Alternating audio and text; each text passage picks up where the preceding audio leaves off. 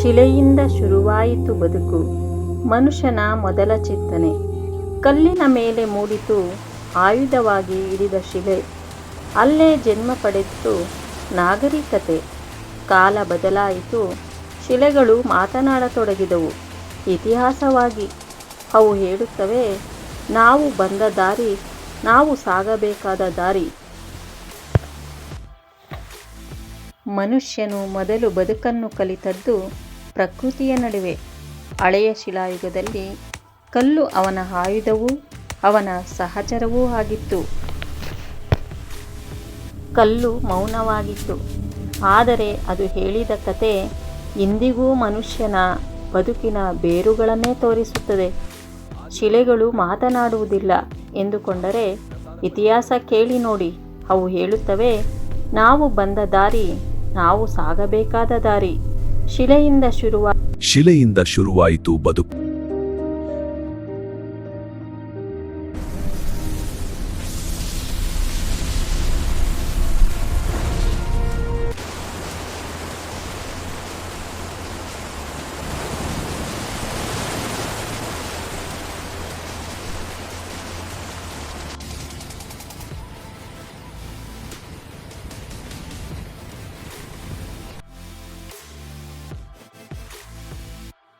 ಆದಿ ಹಳೆಯ ಶಿಲಾಯುಗ, ಮಾನವ ಇತಿಹಾಸದ ಮೊದಲ ಅಧ್ಯಾಯ.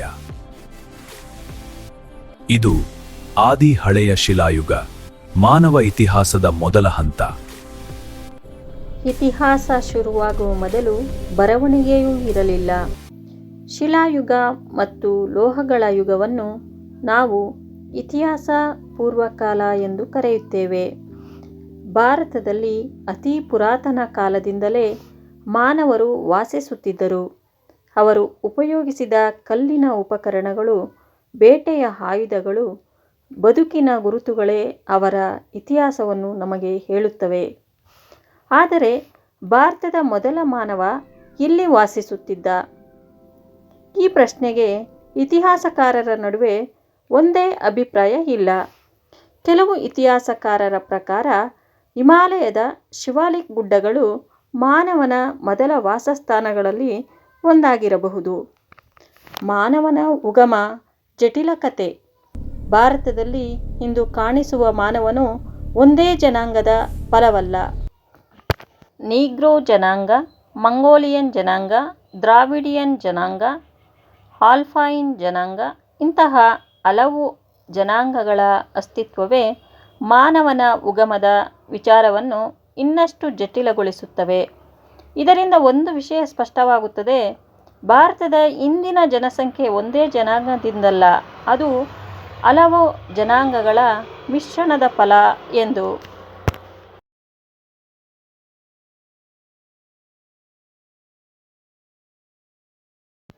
ದಕ್ಷಿಣ ಭಾರತದ ಪ್ರಮುಖ ನಂಬಿಕೆ. ಇನ್ನು ಇತಿಹಾಸಕಾರರಲ್ಲಿ ಒಂದು ನಂಬಿಕೆ ಹೆಚ್ಚು ಸ್ವೀಕೃತವಾಗಿದೆ.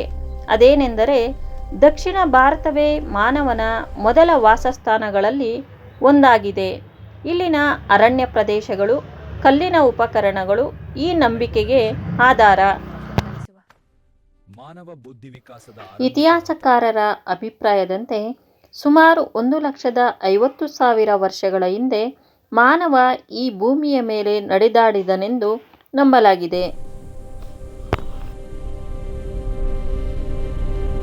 ಭಾರತದಲ್ಲಿನ ಶಿಲಾಯುಗ. ಶಿಲಾಯುಗವನ್ನು ಮಾನವ ಇತಿಹಾಸದ ಆರಂಭಿಕ ಹಂತ ಎಂದು ಗುರುತಿಸಲಾಗಿದೆ. ಶಿಲಾಯುಗವನ್ನು 3 ಹಂತಗಳನ್ನಾಗಿ ವಿಂಗಡಿಸಲಾಗಿದೆ: ಪಾಲಿಯೋಲಿಥಿಕ್ ಏಜ್, ಮಧ್ಯ ಶಿಲಾಯುಗ, ನೂತನ ಶಿಲಾಯುಗ. ಅನಂತ ಕಾಲದ ಹಿಂದೆ ಮಾನವ ಇತಿಹಾಸಕ್ಕೆ ಹೆಸರು ಕೂಡ ಇರದ ಸಮಯ. ಕಾಡು, ಕಲ್ಲು, ಮೃಗಗಳು ಇವೇ ಅವನ ಜಗತ್ತು. ಶಿಲಾಯುಧಗಳು ಮತ್ತು ಲೋಹಗಳ ಬಳಕೆಯ ಆಧಾರದ ಮೇಲೆ ಇತಿಹಾಸ ಪೂರ್ವ ಕಾಲವನ್ನು 3 ಹಂತಗಳನ್ನಾಗಿ ವಿಂಗಡಿಸಲಾಗಿದೆ. The Paleolithic or Old Stone Age marks the beginning of human history. Paleolithic means stone, defining a primitive world of stone tools. The first hunters, early humans hunting raw and scarce caves. ಈ ಕಾಲದ ಮಾನವನು ಅಲಂಕರಿಸದ ಒರಟಾದ ಕಲ್ಲುಗಳನ್ನು ಕಟ್ಟಿಗೆ ಅಥವಾ ಎಲುಬಿನ ಹಿಡಿಕೆಗೆ ಜೋಡಿಸಿ ಬಳಸುತ್ತಿದ್ದನು. ಅವನ ಕೈಯಲ್ಲಿದ್ದ ಆಯುಧ ಕಲ್ಲು, ಅವನ ಶಕ್ತಿ ಮತ್ತು ಬೇಟೆ. ಕ್ವಾರ್ಟಜೈಟ್ ಮೆನ್. ಅವರು ಬಳಸುತ್ತಿದ್ದ ಕಲ್ಲು ಸಾಮಾನ್ಯವಲ್ಲ. ಅದು ಕ್ವಾರ್ಟಜೈಟ್, ಅತ್ಯಂತ ಗಡುಸಾದ ಶಿಲೆ. ಅದಕ್ಕಾಗಿ ಇತಿಹಾಸವು ಅವರನ್ನು ಕ್ವಾರ್ಟಜೈಟ್ ಮೆನ್ ಎಂದು ಕರೆಯುತ್ತದೆ. ಇವರಿಗೆ ಬೆಂಕಿಯ ಜ್ಞಾನ ಇರಲಿಲ್ಲ, ಮಡಕೆ ಇರಲಿಲ್ಲ, ಕೃಷಿಯ ಕನಸು ಕೂಡ ಇರಲಿಲ್ಲ. ಬೇಟೆಯ ಜೀವನ, ಪ್ರಕೃತಿಯೇ ದೇವರು.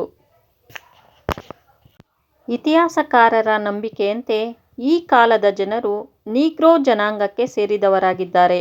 ಇವರು ಎತ್ತರ ಕಡಿಮೆ ಇದ್ದು, ಕಪ್ಪು ಚರ್ಮ, ಒರಟು ಕೂದಲು, ಚಪ್ಪಟೆ ಮೂಗು ಹೊಂದಿದವರಾಗಿದ್ದಾರೆ. ಇವರು ನಾಗರಿಕತೆಗಿಂತ ಮುಂಚಿನ ಮಾನವ ರೂಪ ಎಂದೇ ಹೇಳಬಹುದು. ಕೈಕೊಡಲಿ ಸಿಳ್ಗತಿ ಕಲಿಸುವ ಮಾನವ ಬುದ್ಧಿ ವಿಕಾಸದ ಆರಂಭಿಕ ಹಂತ.